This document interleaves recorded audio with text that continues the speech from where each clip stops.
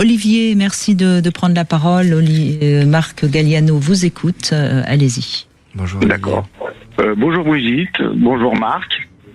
Voilà, suite à un blocage urinaire, on m'a mis une sonde au mois de janvier pendant 5 semaines. Et depuis qu'on me l'a retiré, alors on m'a diagnostiqué une hypertrophie majeure de la prostate par l'échographie. Et depuis, j'ai quand même du sang dans les éjaculations. Ah, et oui.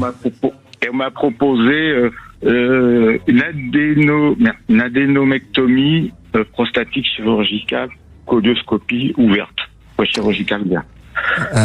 Ok. Alors déjà pour en revenir au sujet du blocage urinaire, en effet, on a laissé grossir trop votre prostate. Votre prostate, elle fait plus de 100 grammes, j'imagine.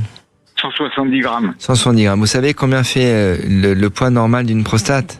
Je me suis renseigné, oui, ça fait 60. Non, ça fait 20 grammes. C'est 20 grammes une prostate normale. Voilà. Donc vous avez, on vous a laissé grossir beaucoup trop la prostate. Donc en effet, il faut absolument vous opérer. Alors ce qu'on appelle l'hémospermie que vous vivez, c'est lié à ce que vous avez vécu avec la sonde. L'intervention qu'on vous propose, c'est je prends l'image de l'avocat. Vous voyez un avocat, on le coupe en deux. Oui. Au milieu, vous avez le noyau. Le noyau, c'est votre adénome.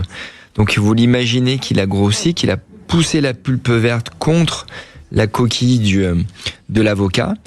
Et donc, le chirurgien va se proposer de retirer que le noyau.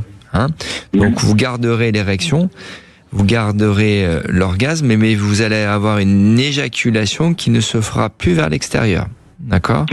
Voilà. Donc, ça peut être frustrant. Mais en tous les cas, comme je vous le rappelle et comme je l'ai déjà dit, c'est pas l'éjaculation qui fait l'orgasme. Donc il faudra vous réhabituer à avoir une vie sexuelle un peu différente de celle d'avant, mais vous serez tellement plus confortable pour uriner et dans votre vie de tous les jours que vous allez vous dire une seule chose, mais pourquoi je l'ai pas fait plus tôt ? Parce que j'allais faire pipi normalement, quoi. Donc, jusque-là, tout se passait bien. Ouais. C'était un peu trop que d'habitude, ouais. Voilà, ouais. C'était impératif, on va dire. C'était urgent. Sauf la nuit. Alors, la nuit, ça a du mal à sortir parce que je pense que dans la position allongée, ça doit faire un poids sur l'urètre. Ouais, non, mais surtout c'est que votre prostate, en fait, les prostates, c'est pas fait pour faire 170 grammes. Les chirurgiens ne sont pas là pour battre des records de poids de prostate retiré. Ils sont là pour rendre service aux gens, mais bien souvent, c'est sûr que c'est des fois difficile de convaincre le patient que pour son bien, il faut l'opérer suffisamment tôt pour pas qu'il se fasse abîmer la vessie. Ou pire, ce que vous avez vécu, c'est quand même traumatisant. 5 semaines de sonde, donc ce tuyau qui passe dans votre verge avec une poche dans un sac, c'est quand même pas l'idéal. Mais vous voulez dire qu'il aurait fallu peut-être opérer plus tôt, voilà. Bien sûr, ouais. Moi, personnellement, je me suis toujours opposé à l'idée de mes vieux maîtres qui disaient il faut laisser mûrir les adénomes. Bon, moi, je laisse pas mûrir les adénomes. Un patient qui a une prostate qui est un peu grosse, qui commence à avoir un peu de gêne, je lui explique clairement que c'est mieux de se faire opérer, d'autant plus qu'aujourd'hui, on a des technologies qui permettent de conserver l'éjaculation quand les prostates sont pas trop grosses, comme la vapeur d'eau, que je réalise depuis maintenant plus de 7 ans en France avec des centaines de patients opérés. Vous gardez l'éjaculation, vous faites mieux pipi, vous prenez pas de médicaments.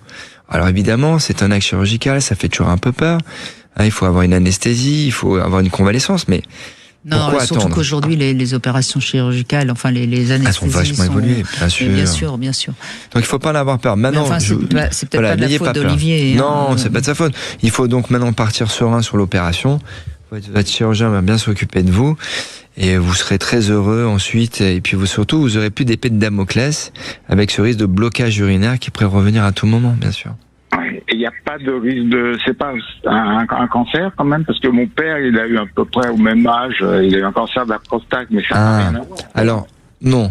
Rappelez-vous de l'image de l'avocat. Le cancer, lui, il est jamais dans le noyau, ou très très rarement. Souvent, le cancer, il se loge entre la coquille et la pulpe verte.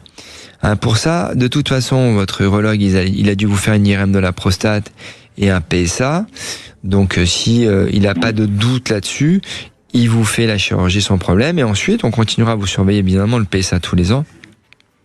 parce que le cancer se trouve pas au même endroit que l'adénome. Voilà. Hein? Ah, d'accord. Bon, merci de... Donc vous êtes plutôt rassuré, Olivier? Ah, bah, tant mieux. Oui, c'est chaud.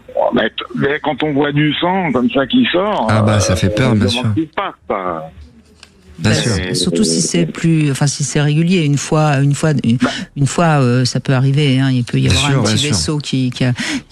Mais là, vous avez du sang régulièrement, j'imagine. Au début, c'est marron, donc c'est un mélange. Et puis là, c'est du sang pur, quoi. Mais bon.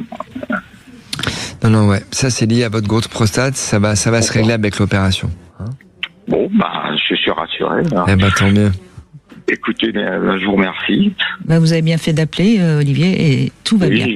Parce que je dois avoir le rendez-vous à la rentrée, donc bon. Ah oui, parce que oui. L'opération. Alors oui, c'est peut-être un chirurgien qui est un peu demandé. Puis après, bon, c'est vrai qu'au mois d'août, on est au mois d'août, oui. Ils ont le droit de partir en vacances aussi. Hein. Bah oui, il y a moins de monde. Et moi, j'ai pas voulu au mois d'août parce que l'été, c'est peut-être moins bien de se faire opérer. Alors non, les chirurgiens qui restent, ils sont pas contraints, forcés de rester. Et en général, ils ont le même niveau au mois d'août et en septembre ou en décembre. Donc non. Si on vous avait proposé en août, il fallait peut-être saisir l'opportunité parce que, alors là, un petit conseil que je vous donne, faites très attention à l'hydratation, buvez régulièrement, hein, ne vous retenez surtout pas d'uriner pour éviter les blocages urinaires, évitez les vins trop riches en sulfites. Hein, les sulfites, les piments, tout ce qui pourrait irriter la prostate sont pas les bienvenus. Hein. Donc pas trop de charcuterie, pas trop de barbecue arrosé de rosé. Pour éviter un blocage urinaire et surtout uriner régulièrement, buvez régulièrement. Voilà. Oui, avec la canicule, j'en suis à 3 litres pratiquement. Donc, Ah oui. Alors bon, 3 litres, c'est peut-être pour ça que vous faites pipi aussi toutes les demi-heures. Non, raison gardée. Hein, quand je dis qu'il faut s'hydrater, un humain, c'est 1,5 litre par jour. Si déjà vous montez à 2 litres, c'est formidable, mais 3 litres, c'est beaucoup. Hein.